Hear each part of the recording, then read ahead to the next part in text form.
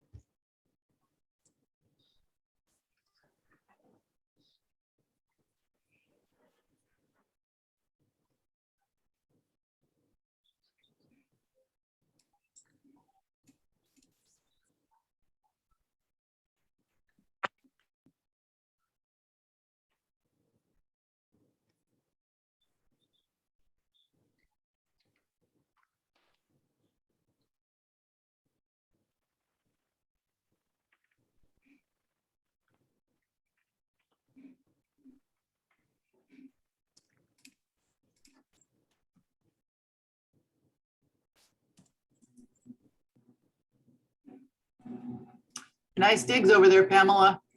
I like your place.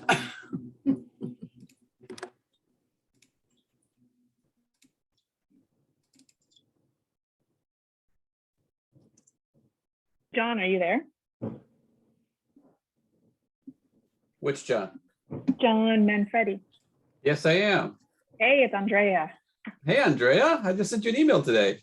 And I just responded to it. Oh, did you really? I Oh, did, yeah, there like it is. Moments before jumping on.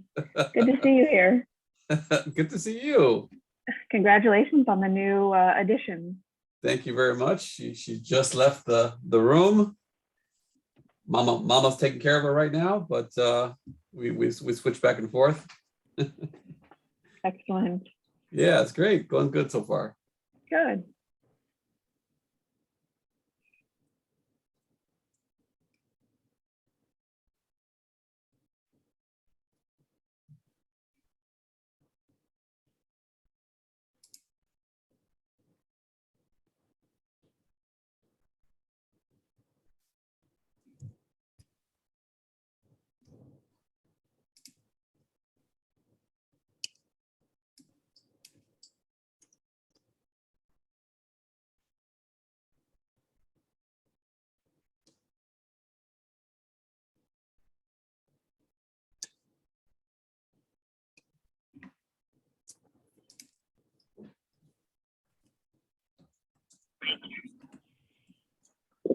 Happy Thursday, everybody.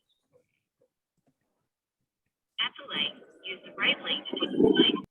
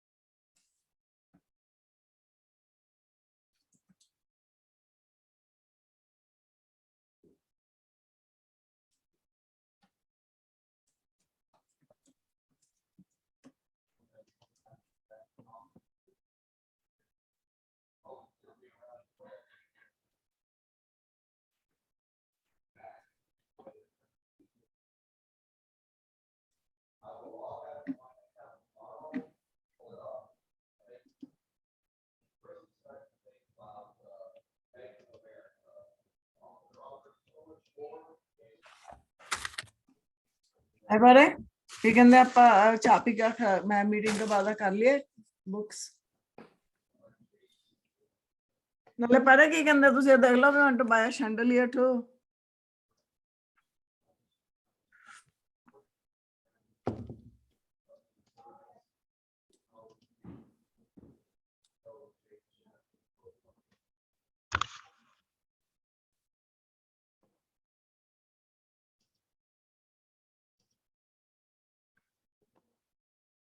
All right, ladies and gentlemen, who are we waiting on?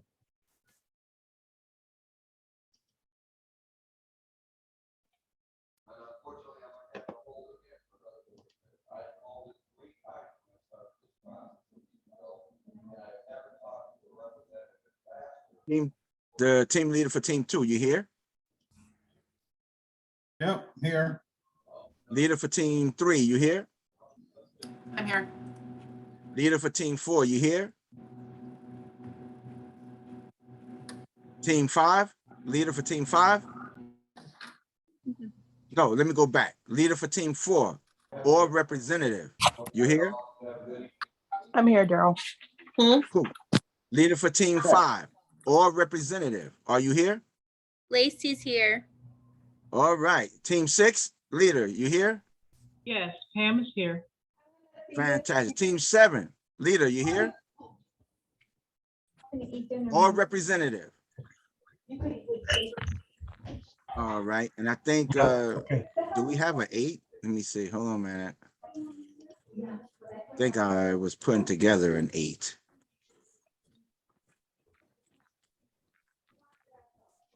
All right.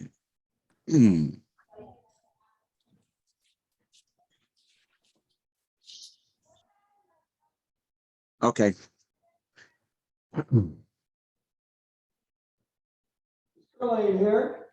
All right, Mike from team 8, you here?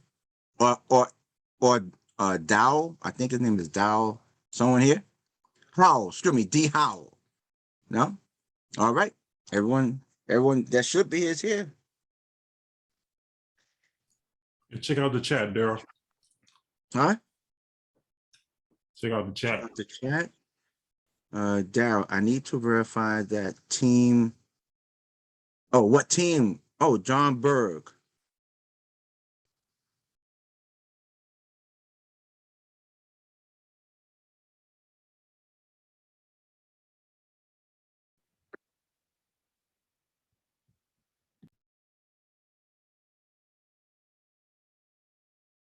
Okay. John, you're on team 8. All right, and your team is still being built. Okay, thank you.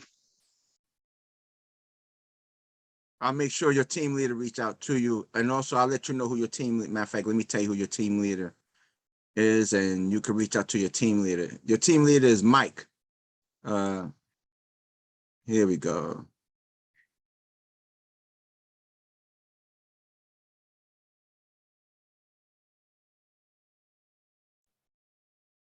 Do you have a last name for me?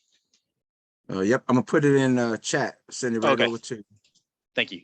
Here it is. There it is, right there. Thank you. All right. But now, John, do me a favor. Yes, sir. Email me so I can introduce. Because his email not there, but email me and I will introduce to both of you. Okay. Perfect. All right, Vinky, email me when you get a chance. All right, because I'm gonna reply to you with your email with the video and the rules, and you'll be on team 8.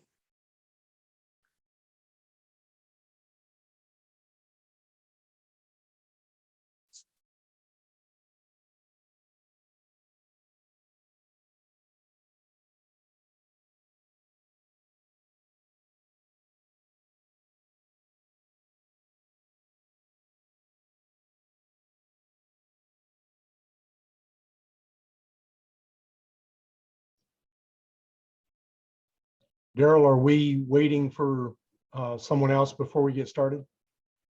No, I think we could go ahead and get started. Okay. It's already 7:10. Yeah. So real quickly, just want to go over one of the rules that we had discussed previously, which is one of the purposes behind this program is for you guys to be able to get a loan product where you don't have to raise any money or you have to raise very little money. And we had a couple of discussions around this already for deals that you might, as a team, particularly like. And for whatever the circumstances might be, you might need to raise more money. And we had talked about the possibility of syndicating that deal.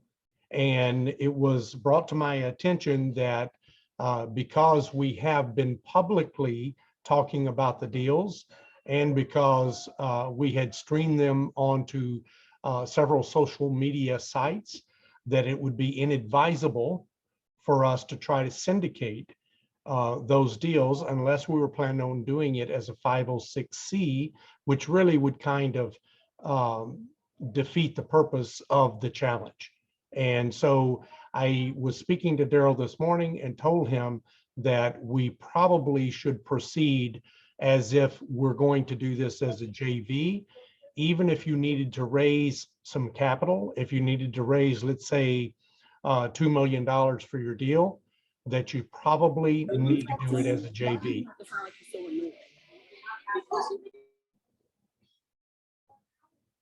And as such, everyone would need to be active in the deal. And there's several things that we can do to make sure that they are active in the deal. That's not a high hurdle for us to overcome, but I did want to make everyone aware of it. And that this, again, the challenge that we didn't really expect or see coming.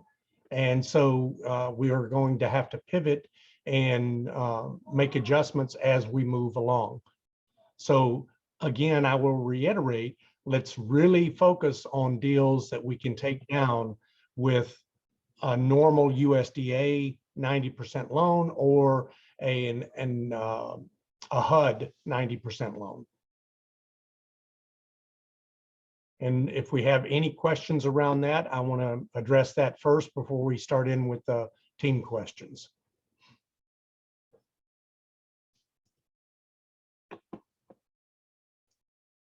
Any challenges? Anyone feel like that's something that they would not be able to do or would present a challenge that they think would be hard to or difficult to overcome? Hey, Jim, when you said it's not hard to get all those people being JVs, what exactly role would you envision them having to make them active? So there is no definition of a role when you're doing a JV. All the SEC rules are out the window. The only rule that you have to overcome is, are they a passive investor? That doesn't mean they have to have a role. It means they have to actively be involved. So what, as an example, every one of us on the call tonight are actively involved in this decision. We are all here together. We're on the Zoom call together. We can document that. And we would want to make sure that it's not only that we save the recording, but that we have everyone's, the list of names that were here and that we have it on our calendar. That's the type of information that you would need to show that you have active participation. And if you have someone that's not showing up very often, so I would say you need to have them show up at minimum once a quarter. And if they're only showing up once a quarter, then you're going to want to call them out and say, hey, Daryl, it's good to see you here. I know we haven't seen you in a couple of months. Just wanted to get your input about the decision we made on the colors of the building. How did you like them? That's actively involving Daryl without waiting for him to, prove that he's not just a passive investor. If you're familiar with this investment club structures, it's more of an investment club structure, and that's how you get around that active passive situation. Yeah, thank you for bringing that up, John. That is another, as opposed to,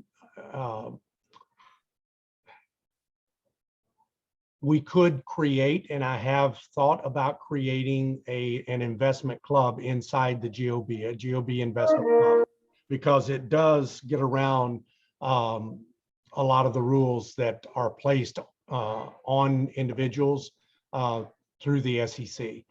And we do have a couple of people that already have investment clubs that are already part of investment clubs. And usually people think of them as a stock investing club, but there's real estate investing clubs also. And so we are actively trying to decide if we want to just partner with one of the clubs that's already out there. I do have one of my deals on, or it's being put on one of the clubs just to kind of see where that goes and test out, the process and how it works. But at the very least right now, our immediate focus will be on not trying to do a PPM. As the less restrictions we have on us, the better. Go ahead. So Jim, you mentioned that because we were advertising, that's the reason we have to go into the JV structure. But is that for the future deals or just the deals that are currently under So contract? we would need to be very, very careful on any of our meetings. If we're recording the meeting, then that recording can potentially be uploaded to a YouTube channel or distributed outside of the people that are in the call. And if we're streaming it, then it's definitely in the public airwaves. And so if we're talking about a deal that way, the SEC is going to consider us as trying to advertise for our deals. So we have to just be very, very careful not to mention a particular deal by any identifying, parameters, or we have to be very generic when we're discussing any type of capital events, whether it's, and I would, we use the lexicon capital raiser a lot.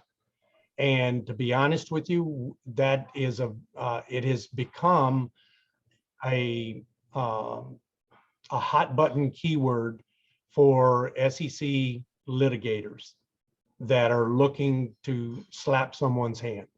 So you guys may or may not know, but several of the very large programs last year got called into the principal's office. And many of them now, one of the big benefits that you guys have being on the GOB network is that we tell all of you that we will sponsor your deal. We'll provide our net worth, liquidity, our balance sheet to help you get your deals done. And now most of the other groups, if not all of them, made a decision this last year. They are no longer doing that. And it was because the SEC threatened that if they didn't make some major changes immediately, that the SEC was going to pursue it more vigorously. So, John, you have your hand up? Yeah, I just wanted to see if you wouldn't mind just kind of clarifying what's the difference between what we're doing here and an actual investment club, because I attend an investment club as well, and this seems very similar. So it might just be the legal structure on the backside. I don't know. That's all it is, John. Okay. It's the legal structure on the backside of it. And a lot of the investment clubs, I don't know which one you're in, but a lot of the investment clubs also are aggregating a lot of the data, the accounting, the K1s in different pieces, and then charging a fee for that, a management fee for that. So can I ask, John, which one you're a part of? Are you familiar with, no space on her name, Emma? Emma Powell? Yes. Yes. Yes. So, okay. So anyway, any other questions around that? Hey, Jim. Yeah. I'm sorry, this is Barbara, and I'm Hey, Barbara. going to say this, but I'm on my phone with the Zoom because, and I also had another one of the folks that couldn't get on. Every Thursday, I have a problem getting on. I don't know what the problem is, but it asked me for a password on my computer. As long as I click it on my phone, it comes up. But I know this is changing the subject. I'm really sorry, but it's like— Oh, that's okay. That's a valid question if other people are having trouble. Yeah, it won't give me unless I put a password in for this Thursday meeting. So that's why sometimes I don't get to it. Okay, we'll try to resolve that. If anyone else is having that problem, it might be that we're using an older link. I know Daryl updated the link, so Daryl and I will double check because it shows up on my calendar 3 times. And I'm still clicking on my, well, can you tell me real quick what the if you open up the calendar invite, what are the last 4 digits of the Zoom invite? The ID is 5328. That's the same one I'm using. Okay, so like when I click on, that's the ID, but when I click on where it gives us, the Zoom 864 and then that number, I click on the thing and it comes up, but it asks me for a password. So I'm not sure why every time So I just had another one of the, somebody on my team, she was asking me, I don't know why she was having problems, but I know that's my problem. Daryl, you've been sending me an email each time, and each time I send you say, I can't get on. But I just wondered if there's something that is causing me not to be able to get on every time, so. All right, Well, Ms. we'll, Barbara, let me ask you this. When you Yeah. click, are you clicking on the HTTP, ask, Yeah. all of that, or are you clicking on join Zoom meeting? I'm clicking on the HTTP US O2 Web Zoom US, and then the I sent you the invite, and that should go straight to your calendar. Is it on your calendar? Are you using Google Calendar? Clicking from my calendar, yes. Yeah, and so, and you do see the blue icon that says join the meeting? Yes, join the Zoom meeting. And that blue icon, HTTP, it's there. But when I click on it, it doesn't take me straight in. It takes me to to ask it, and ask me just as normal. It's usually asked for a password, but I don't know if I'm doing the wrong state. I don't know what it is, but it's asking me for a password, and so that's what I'm getting. okay. We'll take a look at that, and Daryl, you and I can reconvene and try to. It's fine. I had the same issue. If you hit on the link, it will ask you for a password. If you go to the join Zoom meeting, it will get you straight. Yeah, it does. It opens up, but it does ask me for a password. It does it, and it. Yeah, and if you hit the link and not the join Zoom meeting. So I think both links, one of them works fine, another one is asking for, he's saying it's for authorized something only, and is asking you to supply email and they'll password. get it straight. I just wanted them to know that when I click on it on my computer, it won't come up. It asks me for a password, but I am on my phone right now, so that's all that matters. I just wanted to let you guys know. I'm glad you got here. If anyone else is having a problem, you let us know who that. If you know of anyone that's having a problem, we'll try to I reconvene think with she's them. on as well. If she wants to call it out, I sent it to her. She got on her phone. So Fantastic. she's on as well. She'll let you know. Okay. All right. So we've used up 24 minutes. So I want to make sure that we get to any issues that any of the team members are having. So let's just jump right to that. Team one, any questions? So I don't really have an issue. I just have a question, because I have a $2 million raise. I'm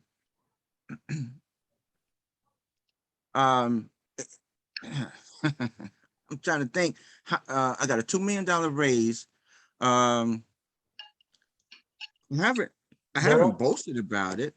Yeah, I know, and I have got some potential answers for that raise, and I will make some connections for you so that we can do it in such a way that it's not going to create an obstacle. So let's talk about that. But going forward, we just want to be cognizant that the whole idea here is to tear down as many obstacles as possible. And I applaud you guys for the action you're taking. I am just so proud of everyone that's taking this challenge on. But we don't want to create more and more barriers for ourselves. It's okay that we're going to have to raise some capital if the whole team is on board and the whole team is pulling for it. That's okay. But it does present a problem for some teams that may not have that ability, or puts themselves behind the 8 ball right out of the gate. And that's what we're trying to avoid. Don't get yourself behind an 8 ball right out of the gate. So, all right. So Pam, you have a question? I do. So I'd like, if you could, expand a bit on financing and doing the capital stack, because it sounds like I heard 90% of the financing, and someone from my team had mentioned the need to get a short-term a short-term loan. I don't know why that's necessary. There's some ticking in the back. If someone could just mute their phone, that would be helpful. So if you're dealing Jimmy with, Kudos.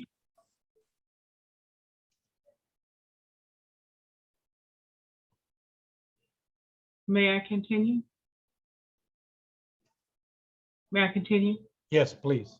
Okay, so if you have the USD loan and you only need 9%, not 90%, you only need 10%, then we have to come up with the investors for that 10%, whether it's part of our group or other investors that come on as JV. And that's how we complete that capital stack. Is that conceptually Yes. how we're supposed to do it? And we're not supposed to, at least from my understanding, we're not looking for bridge loans to do that. We're looking for in JV partners, either debt or equity. Is that correct? That's absolutely correct, Pam. Okay. All right. Now, can we get creative? We absolutely can. But the essence of the challenge is to try to use this box so that we don't have to get creative. That's the essence of the challenge.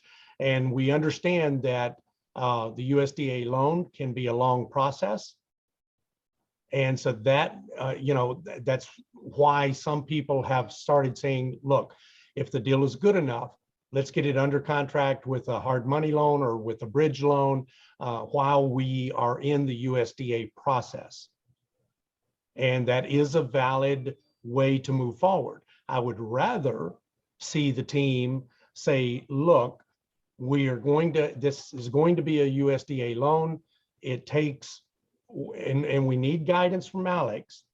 And right now we are not getting good guidance. And so I might need to bring Alex back onto the call again to give us more guidance, or we may need to find some other people at another firm. I know Alex was one of the bigger ones in the country, and that's why we went to him first. Or my understanding is there's an accelerated USDA program. I want to say it's the 538 program that I posted in the folder last week. And we probably, I know that we had someone from USDA on, and there was a recording. I unfortunately wasn't able to be there for that one, but we might reach out to that individual and say, explain this program to us. How long does the process take? Now, after you've gotten a USDA loan or a HUD loan the first time, the process does go faster, but it's still not a short process. So we don't want to set our sellers up or allow brokers to pressure us into too short of time frames. So on average, are we talking about a year, 18 months, 2 years? No. I would say the longest we should expect is a 12-month time frame, but it may be as short as 6 months, according to what Alex has said to me. And also with this HUD program, my understanding is it can be a normal process between 60 and 90 days. So we just need to keep investigating, keep moving forward, and just don't allow ourselves to be put in a trick bag. That's all. Thank you. Okay, any other comment or any other questions, Daryl, from team one? I have one question. No, Jim. Oh, great. Yeah, quick question. To touch again on our approach to brokers of a USDA eligible property. I haven't really come across any in my location that I was able to pursue yet, but I'm getting, I have some that I'm trying to reach out. Can you just touch on again how we should be positioning what we're trying to do? Yeah, so Samir and I worked on that sheet that we all went over, I think, last week. And you want to make it clear in your communication with the broker that you will not look at any deals that require hard money, and you will not look at any deals that have a fast closing time.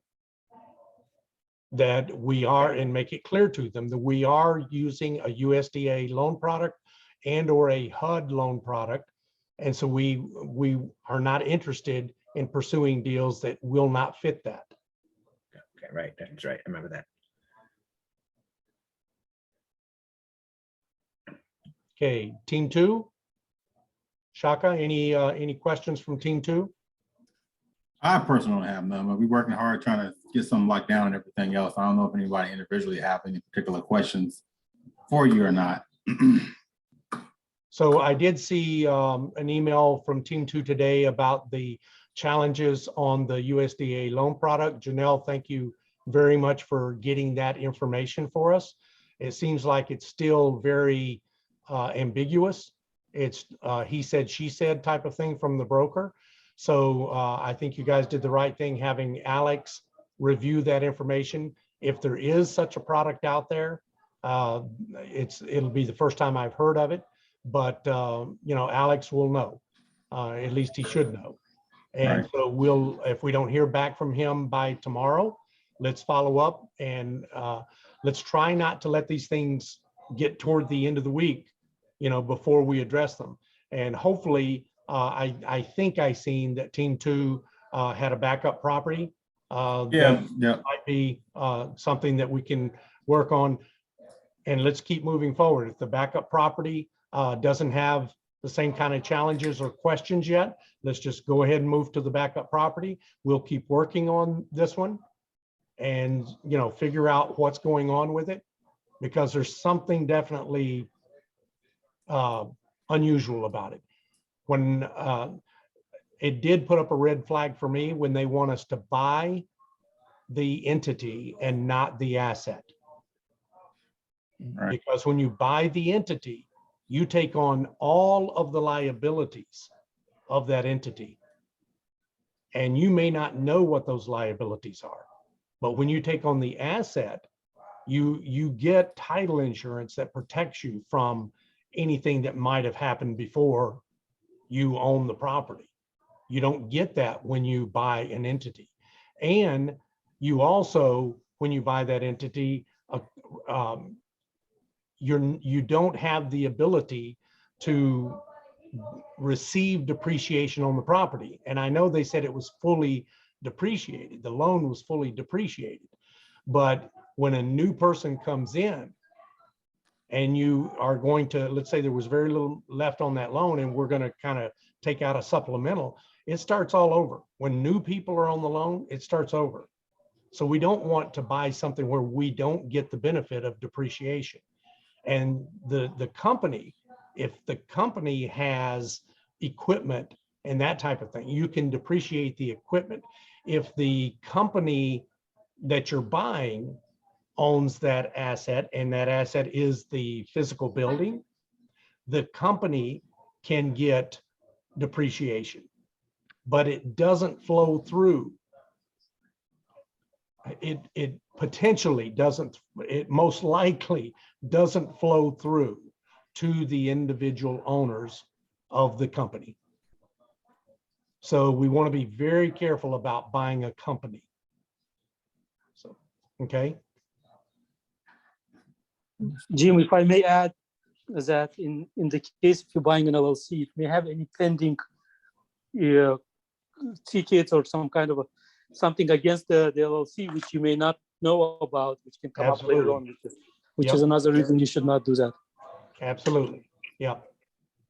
Yeah. And I mean, even if I was buying a company, I would want an attorney, not an SEC attorney. I'd want, you know, a company that deals with M&A and buying businesses.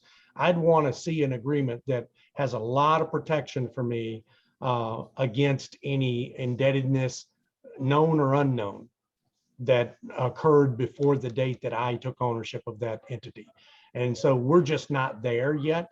You know, I mean, maybe we get to a point where we want to start buying businesses instead of real estate, or in addition to real estate, but we just, you know, we have to be careful about things that we aren't fully aware of. So, okay. All right, team 3, any questions or problems through the week that we need to address? Um, uh, let's see. So I think we're doing pretty well. We are, we've been submitting LOIs. A couple have not been accepted, but we're including more assets to our list, and been doing a lot of research on the assisted living and facility in California, and we actually submitted the LOI, my first LOI ever, for that assisted living facility. So we're super excited, and thank goodness for Charlie Russian, our lead of our group. He was walking me through that because I was kind of freaking out, but he walked me through that whole process, and we submitted it, and then we'll see what happens. So I think we're doing good. I know we have other team members on the line. I'm not sure if they have questions.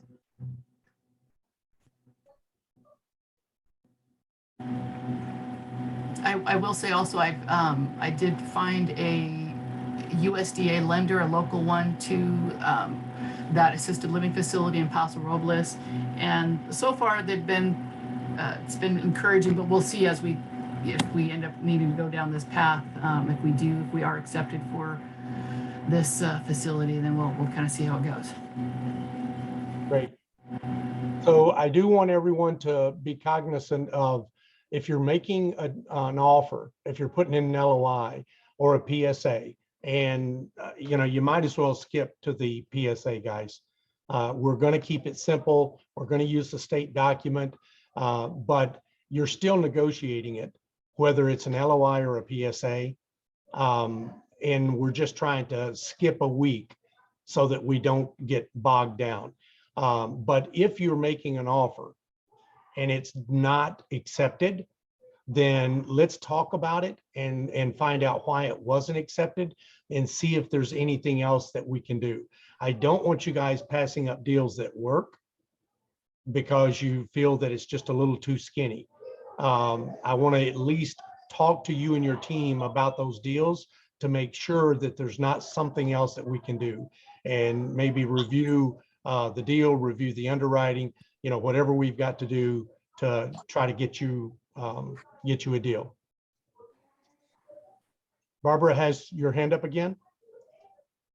Yes. I was thinking maybe Jennifer could elaborate on, Jennifer, we talked about,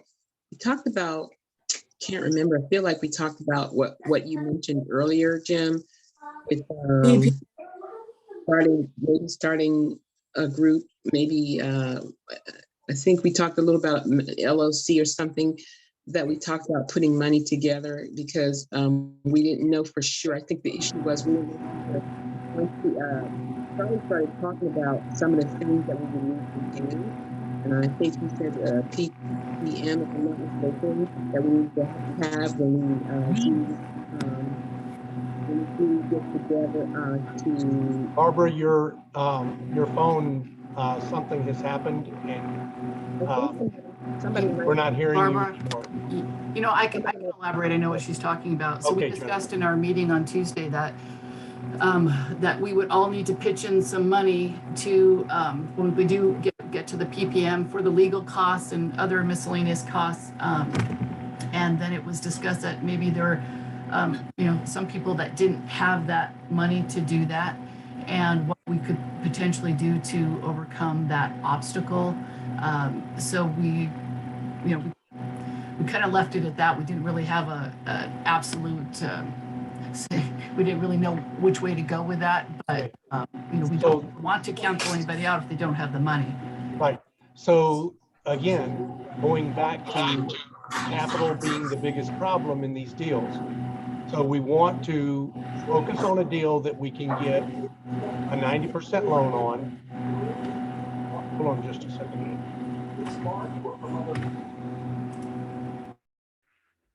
Yeah, Jennifer, just so you know, we're getting a loud humming noise that was coming from your end too. But so I just muted. Yep, and it's back. So. Gotcha. Turn it off. Okay. So going back to trying to get a 90% loan, and then you've got to have the hard discussion early on with your group. It doesn't matter if you don't have money, okay? That should not be your stumbling block. But if you don't have money to contribute to the deal and the team doesn't have enough money to get the deal done, then that is why I want each one of you to bring one investor with you. Okay, I'm trying to keep it as easy as I possibly can. Find one investor who can invest. If you don't know anyone in your circle of influence who can invest, go to your local RIA and say, look, I'm a multifamily investor. We're buying small multifamily assets that are between $1 and $5 million. They're usually between 10 and 50 units. And we're buying them in smaller tertiary markets where we're getting much, much better deals.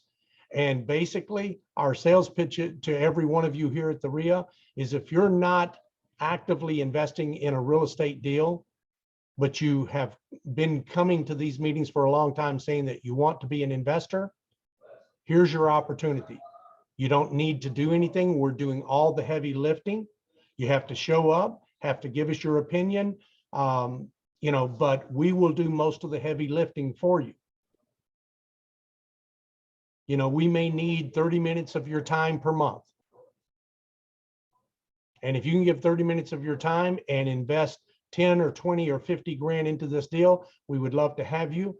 And the returns, very simply, we're trying to double your money in 5 years or less. And so far, we have not failed to do that. So if you're interested, meet me at the back of the room. I have business cards. I'd love to meet you. And go to every RIA. Usually, most RIAs give you the opportunity to speak in front of the group. Most people are too embarrassed to get up and go up there. And I'm telling you, if you don't have money, get your ass on the microphone and just give that little speech. Okay? So bring somebody with you. Don't let that be the obstacle. The other solution is once the team has had that hard discussion about what each person is going to be able to bring as far as skin in the game, see how much that subtotal is. If that subtotal is $200,000, then don't be looking at a $3 million property. Be looking at a $2 million property, because that's how much money you have. You have enough money to get the $2 million property closed. Okay. And if we have to, we'll have, if that presents a challenge for anyone, let me know. We will help you figure out a way to find the right property. But I don't want to suddenly have to take on that role of finding properties for everyone. Okay, you guys, that is, the Crexy is out there, the LoopNet is out there. You can reach out to local realtors. I even showed you, I put a couple of links of how you can use realtor.com, Zillow, Redfin, and how to search for multifamily properties. If you look at the hot link that I put in the weekly task, if you look at those hot links that I updated last week, it should take you to a search. Pay very close attention to what the parameters of the search are before you just start clicking through a bunch of stuff. It may not be the city or the state that you are interested in, but I used an example to show you. You want to filter for things that are up to $5 million. You want to filter for 5 bedrooms or more. You want to filter for 5 bathrooms or more. And if they give you the option of filtering for drive spaces, for parking spaces instead of a garage, put in 10 or more. Okay, when you create that kind of filter, it's only going to return commercial properties. So that's the secret behind using a non-commercial site to find commercial properties. Okay, so just use all those assets to find your properties. Any other questions for team 2 or 3? I still, can you hear me? I still had a question. I wasn't quite done. Okay, you're back. Yes. yes, the one of the things that we talked about was, am I saying this right when I say PPM? Because they were saying it's a paper that's drawn up by the attorney, Yeah. and that we had to come up with that before we even No, you do asked not. an investor, they said. So No, you do that not. okay, so that was the information, if I understood it correctly, if anybody's here that didn't understand it that way. But that's what they said. They said you can't use, I say they, it was just in the discussion. They didn't know for sure. They said, of course, to ask you, but because I know that I do personally have an investor, but they were saying you can't use them until you get that drawn up. And that was going to cost about between 15 and 3,000. Am I saying this right? 15 and 30,000, excuse me. So that's what I was kind of questioning. That was another part of my question. So if you have to open up an LLC using LegalZoom or whatever really inexpensive service is out there, set up a bank account for that LLC. What are you going to name the LLC? Name it Team 3. I don't care. GOB Team 3. Okay.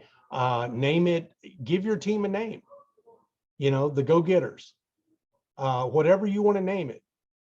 And then set up a bank account and designate, you know, yourself, assign roles within the LLC, assign a president, a vice president, a secretary, and a treasurer. Okay. Set up a bank account that doesn't require a minimum deposit. I would encourage you to set up a bank account that's virtual. There's a lot of them out there. I happen to be trying out Blue Vine and Live Oak Bank right now. And, you know, so far it's working out fine. Solera is a very popular one out of Colorado that a lot of the individual 401k people use as another one. But if you do that, then you can ask people to invest in that company, okay? Put their investment when they're ready to give you an investment. Now, you don't have to take it right away if you don't want to. You can have them sign an agreement that is a capital call agreement, okay? They're pledging their investment dollars for you, and you say, look, it might be a week or two before we ask you to actually deposit it, but have them go ahead and sign a pledge that is when you make that capital call, within 48 hours, they have to fund it into the bank account that you've created with wiring instructions. But you can also go ahead and take it and hold it. What are they losing? If they've got the money sitting in a certificate of deposit or a savings account, how much are they earning? Nothing. Literally nothing. So 1% of, what is 1% of 50 grand for a year? You know, so it might as well be sitting in your LLC waiting to get this property done. Okay. Thank you, Jim. Okay. All right. What are we up to? Team 4? Hey, Jim. Hey, Team 4 is doing well.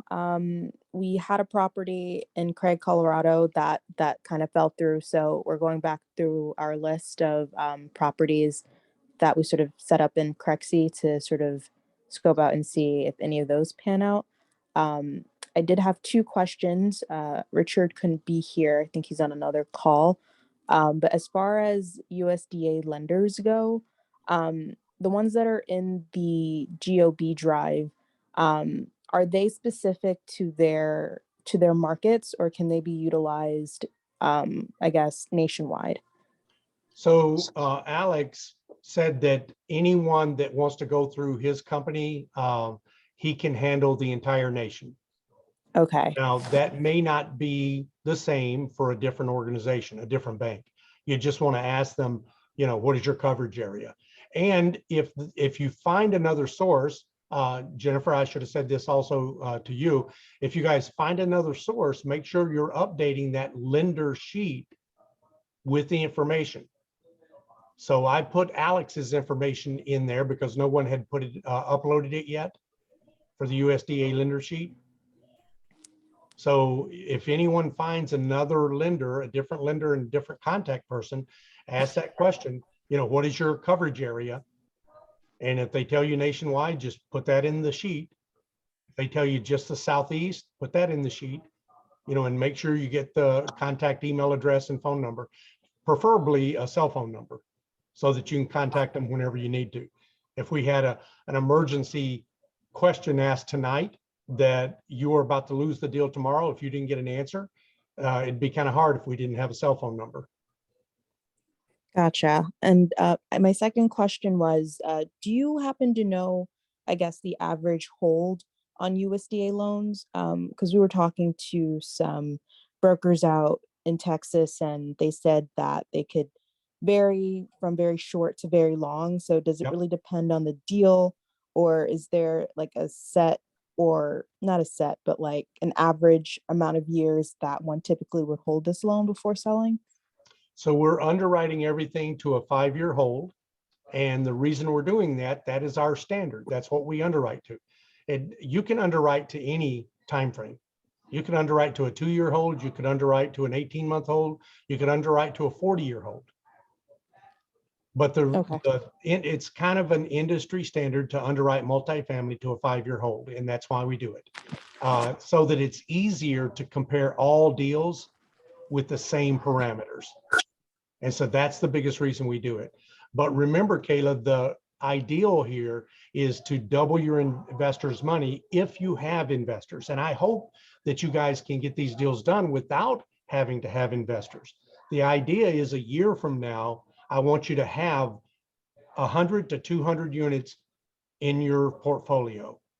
And at that time, if you bring one new investor, if there's 10 of you, after this first deal, you're going to have 10 potential investors that you're keeping track of. And you're going to be, even if they didn't invest with you on this first deal, you're going to be telling them about the deal all the time.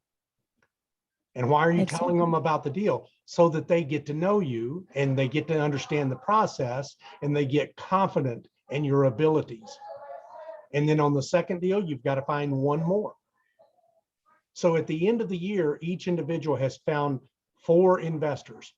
Times 10 people, you've got 40 investors at the end of the year. So now when you say, okay, our next asset's going to be 100 units or 150 units, and we're going to need to raise $5 million, you're going to have the database of investors to do that because you took it one step at a time. You climb the ladder one rung at a time.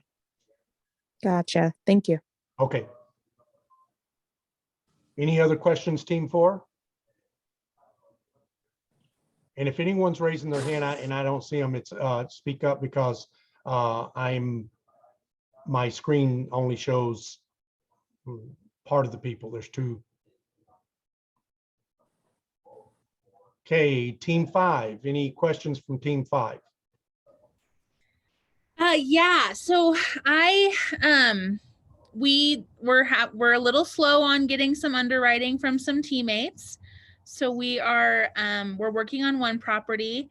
I found a 50 pad RV park in the Wild Wild West, and it is located in a county that has no code enforcement or what is it? I forgot what I was saying. Sorry. And I'm definitely interested in the RV park, the point of entry, not having those 4 walls, kind of that hedge against the moratorium. That lot rent was exempt from that. And I think, I don't know enough. And so I think there's some creative opportunity in it. I don't know the how yet. So I'm looking for some who's. So just so everyone knows on RV parks, I think I read a statistic, and I'm not an RV park expert. I grew up frequenting them a lot, and I'm very, very interested in owning RV parks. It's one of the asset classes that I plan on pursuing this year myself individually. But I'm pretty sure that I heard a statistic that more than half of all RV parks are sold with seller financing. And so that's just as good as a 90% loan, maybe better. So keep that in mind when you're looking at RV parks or mobile home parks or even small self-storage and things that are in USDA areas. A lot of these smaller tertiary markets are a lot more creative when it comes to trading assets. I've seen farms sell to other individuals and other farmers on seller financing. You know, it's in businesses. It's not as uncommon. So make sure that you're remembering that and make sure that you're asking if, you know, is there seller financing available? You know, would they like to be the bank? Would they like to earn that extra money? Yeah. So they are willing to carry 50%. Great news. Yes. That's great news. So has the rest of the team, are they bought in on this one, Lacey, or is the team under discussions? This is the only one we have on the table. So we had the conversation on Tuesday and we seemed, you know, interested. I did a lot of like talking about the property. But I think it's a hard sale because people don't know the intrigue of RV parks. I'm 3 hours from the property, as well as I have an uncle about an hour and a half away from the property that owns storage and mobile home park. So the location is definitely interesting. Okay. And then I think just it's in Nevada, so the land is worth something. It's expensive out here. And then as you know, as a young millennial, I'm seeing a lot of my friends choose a smaller life and you know, taking the road on. Out of the 50 RV pads, 42 of them are rented full time. That's a good number. Yes. And the other one are any of the RVs owned by the park, or are they all owned by the renters? All owned by the renters. That's so also it is, very good news. Yes, it is a heavy mining community, as well as it's the only RV park within so in one direction within 5 hours. It's the only one ADA compliant. So really the only things that you have to take care of, is it paved or is it gravel? It's gravel. Which is also very good. So the only thing you have to really worry about as far as maintenance is going to be electrical and plumbing. You know, where's your water coming from? Where's your sewer going? And how much power do you have? So go ahead. Sorry. So typically the highest expense in these RV parks are water, but not in the case here. The highest expense is the electricity. And so we were kind of looking into some of those solar options and trying to figure out if that was feasible or if it was a smart option going forward to kind of add that value. Yeah. And yeah, you can figure out, you know, if there's any way to create efficiencies in the power.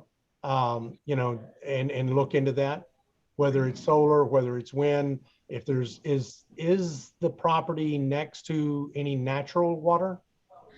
I don't think directly next to any natural water. There's water in the area. It's big hunting area, high mountain desert. And a lot of these RV parks, by the way, are really attractive to seasonal workers and to traveling workers. And a lot of these big mining companies now hire a lot of staff that during certain periods, they will hire a ton of people. And then during other periods, they'll let them go. So you get a lot of traveling workers at places like this. And if she doesn't have any competition anywhere around, just have your due diligence, you know, concentrate on those three things: the water, the sewer, and really the sewer, because you're probably going to be on a well and a septic. And, you know, so you want to make sure that you're covered in those two things. It's on city. Oh, even nicer. Yeah, So city water or city sewer? both. Both. Oh Yes. my goodness. Okay. Yes.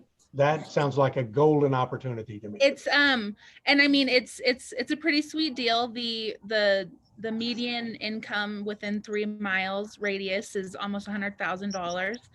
So these are some nice rigs that are pulling through. And then as well as they just spent $16 million on their children's gym. So I'm like, I like the idea of, a community that's giving it to their children, Yeah. giving it back. So is there any additional land with the purchase? Like, is there more buildable land for more pads? Yeah, so there is a 4,000 square foot home on the property, as well as a office, or I'm sorry, a bar, a commercial kitchen, an event space, and a salon. And if we move, because there's no code, building codes, if we were to move that office or that building, we could create an additional 20 to 30 RV pads. And the land immediately adjoining, is any of that land empty? And do we know who the owners are? So it's all BLM. It's all BLM land? Mm-hmm. So, And the broker did mention that there is possibility that it will be sold in the future. and even if it's not, a lot of the BLM land you can lease. And so if you're not making big improvements to that BLM land, it might be pretty easy to actually get it. And BLM land, if you guys don't know, you're free to camp on it. So anyone can camp there for free. We just want to see if we can figure out a way to make it so that they got to pay a little bit to camp on it.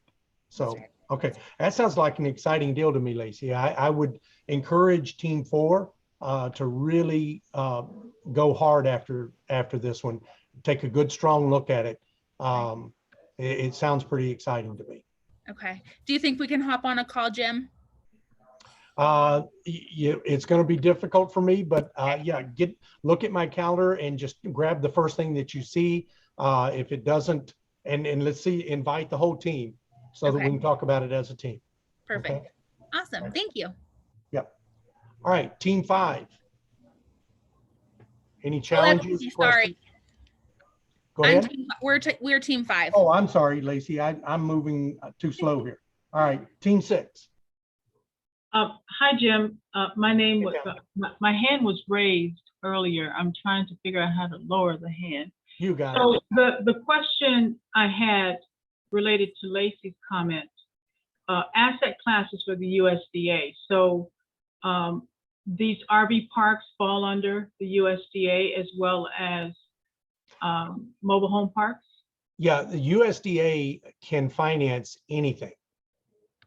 Whether or not the particular lender you're working with wants to finance it is the real question, because the lender gets to choose what they want to finance. The USDA is just saying, we're going to guarantee the loan for you. I see. So the USDA is the largest lender in tertiary markets across many different asset classes. Number one lender for financing farms and ranches and most rural businesses. Number one lender for single family homes. So they lend on just about anything, but you have to find the right partner that wants to loan on that asset. Lacey, have you already? Is it free and clear? Yes. So the owner is the one that built it in 2001.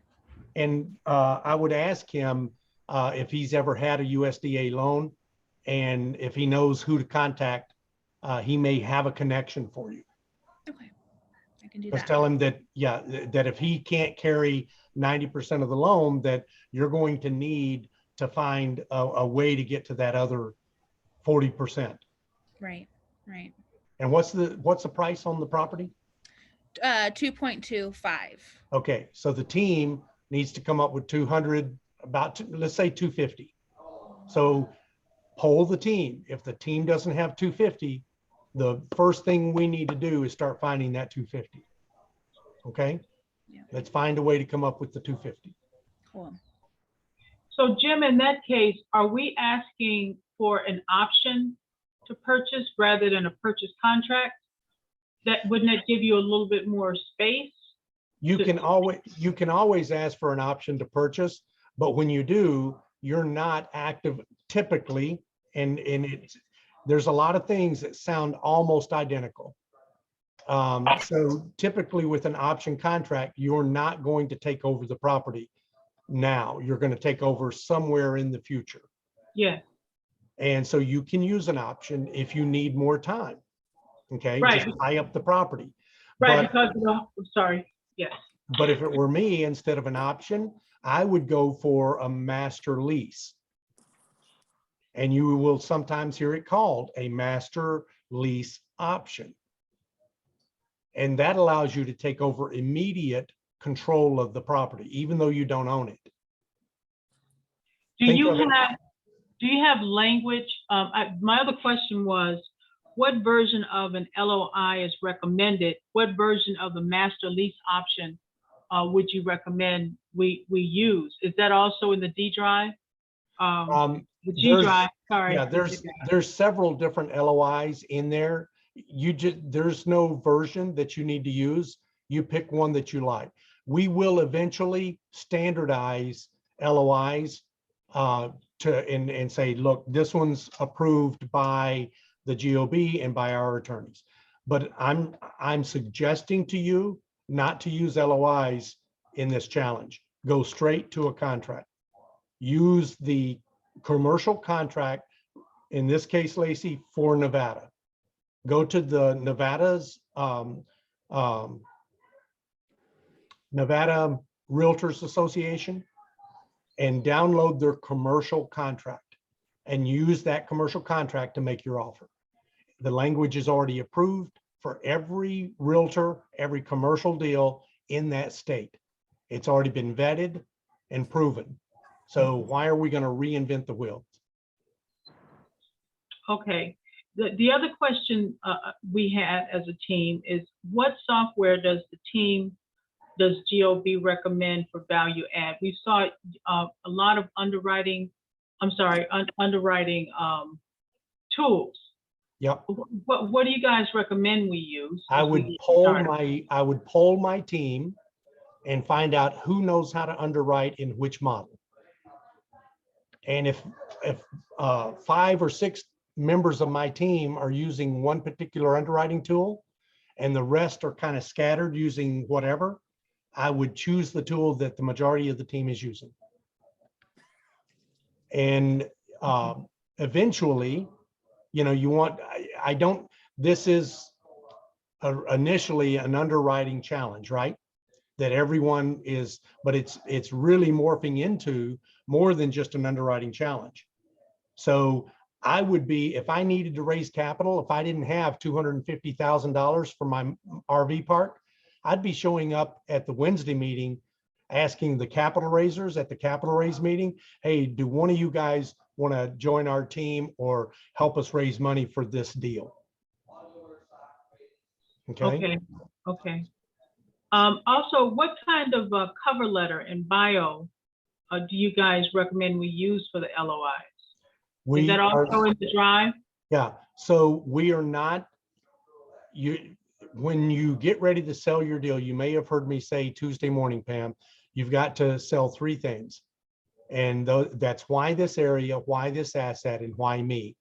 The very first thing that you should be putting together as a team is why me. Okay, what are the strengths of the team? Whether it's from your W-2 life or whether it's real estate that you've already owned, but you want to have a schedule of real estate owned for the team. You want to have a PFS. You want to know what the team's net worth and liquidity are. Okay, and you want to know how much they're ready to actually start investing in a deal. If they find a deal they love, how much are they willing to put in? So you need to know those things. Then you want to get the best picture of each team member, but you don't want a slide deck that has 4 pages of pictures and bios. What I would recommend is a landing page that talks about the team's value, the team's experience. And then I would have 4 smaller pictures, just like if you can imagine this Zoom screen, if the team was just the pictures along the bottom and the rest of the screen was talking about the team's bio and their PFS, their SREO. And Okay. that you can create that as a landing page, you can create it as a PDF, you can create it using Google Slides, you can create it using Canva, you can create it using Microsoft Paint 3D. It doesn't matter, whatever the team is comfortable using, and all of those things are available for free. Okay, the other question I had, when I was looking in G Drive, I found under contacts, Rochester MSA and the New York MSA, but I didn't find anything in the Capital District or upper in Washington or Warren or Saratoga County MSA. Is there a way to have it updated to include that for a No. list of property owners? Okay. No. What you have to look at is that should cover 90%. That was data pulled directly off of CoStar. And so it's all the data CoStar has. And CoStar doesn't have complete data on tertiary markets. So it's as complete as it can be. And it's, even the data that's there is not 100% accurate. So if you're going to use that data, use it in such a way that if you email or text or call someone that you think is the owner, just verify, hey, this is Jim calling from GOB Network. We're looking at properties in your area. And I understand that you own the asset at 123 Main Street. Is that correct? No, it's not correct. I haven't owned that property for 7 years. Oh, I'm sorry. I apologize. Can you give me the information who owns it today? Who did you sell it to? Yeah, I sold it to Pam. Okay, do you have Pam's contact information? Can you share that with me? Okay.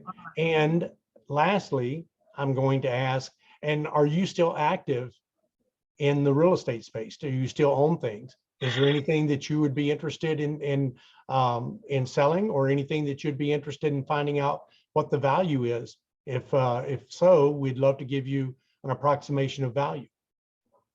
Just like you're a realtor doing a listing call, offer to give them a value. You can underwrite anything. You don't have to be a realtor to underwrite something and say, this is, if we were buying your property, this is what we'd like to offer you for it. Would that be of interest to you? Okay, yeah. Those are excellent ideas. Thank you for that guidance. One last question in terms of protocol and process for our team here. Once we have vetted the deal internally, then we bring it to the Thursday group, and then if it goes beyond the Thursday group, then we bring it to the Tuesday group. Is that how we vet it and get input and feedback? Well, Daryl's Tuesday meeting is, Daryl can run that the way he wants to run it. It's his meetup. One of the things about being part of the GOB network is we try only to have one rule, which is we want you to be a go-giver and to participate. And the reason for that is I know it's not the kind of structure, a lot of people want structure. And we have very, very loose structure. But the reason for that is we don't want to limit what you can do. And we don't want to limit how you can do it. And so we don't have you sign contracts. We don't say you have to use this LOI. You don't have to use this underwriting tool. Most programs do. And we say, look, here's all of them. Pick the one you like the best. And try to give you that kind of guidance. If you need more structure than that, my suggestion is always going to be poll the team, decide what the team is most comfortable with. Excellent. And if you guys, and if you can't, then I'll make some suggestions for you. I'm not beyond making suggestions. If the team can't decide, or if you're, if you're in a toss up and you need somebody to be a deciding vote, I'll weigh in. And my last question, is the master lease option in G Drive? I don't think that I have one there, but I would say just Google master lease option. And you should be able to find, I would say, sample master lease agreement or master lease option. Okay, thank you so much. And if you find 2 or 3 or 4 of them, Pam, that's part of the art of adding value. Upload them into the drive. I'll do that. Or give them to a team member, because the drive, by the way, we had a lot of people making changes that were messing up some of the drive. And so we did have to lock down the drive. So if you need access, we can grant you access for an upload, or you can just send it to, admin at GOB network.com, or also to someone that we know has access. A lot of the founding members still have access, whether it's Daryl or me or James Vinky, I think. So there's still several of the founding members that have access. Excellent. Thank you so much, Jim. Okay. Anyone show up from Team 7 tonight? Okay. All right, we're going to call it. Thank you very much, ladies and gentlemen. Try to give all your questions during the week to your team leaders. Make sure that I didn't check your timelines. So make sure you're checking that document about action items per week. Your team's date is above it. So let's work very hard at staying in the timeline. And if you feel like you're not going to be able to do it, speak up. How do you, hey, help us. We need a little help catching up. We need a little help. We're falling behind. So, okay. Thank you. See you guys next week, or probably a lot sooner. All right. Thank you for staying up so late, Claudia. Okay, enjoy your weekend, Jeff. Thanks for everything. Rahim.